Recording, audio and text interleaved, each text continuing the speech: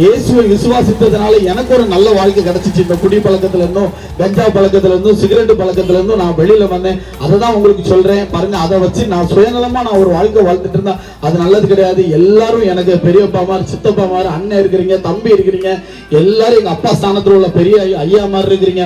உங்களுக்கு சொல்லாம நான் வேற யாருக்கு சொல்ல போறேன்? என் வாழ்க்கையில கிடைச்ச நிம்மதி, சமாதானம், சந்தோஷம் எல்லாரும் உங்க வாழ்க்கையிலையும் கிடைக்கணும். ஏன்னா இந்த குடிப்பழக்கத்தினால இன்னைக்கு எத்தனையோ குடும்பங்கள் தற்கொலை பண்ணிட்டு இருக்கிறாங்க. கஷ்டப்பட்டு சம்பாதிக்கிறதெல்லாம் வீட்டுக்கு கொடுக்க முடியாம, பிள்ளைகளை படிக்க வைக்க முடியாம, இந்த அதாவது அனாமத்தா இந்த விஷத்துக்கு போய் நம்ம செலவு பண்ணிட்டு இருக்கிறோம்.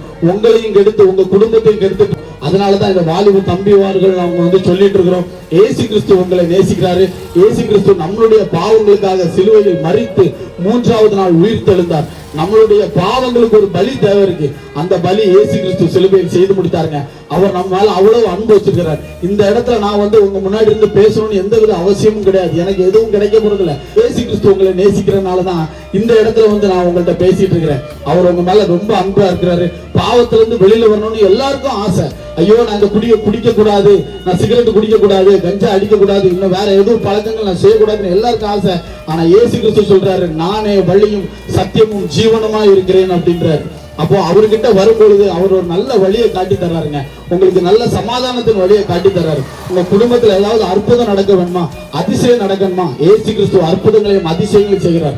33 வருஷம் இந்த உலகத்துல வாழ்ந்தாருங்க. அவர் போன இடம் எல்லாம் அற்புதம். நடக்க முடியாதவன் நடந்தான், பார்வை இல்லாதவன் பார்வை அடைஞ்சான், நடக்கவே முடியாதுன்னு வாய்ப்பு மருத்துவரால சொன்ன காரியங்கள் எல்லாம் இயேசுவின் அற்புதம் செயல்பட்டதுங்க.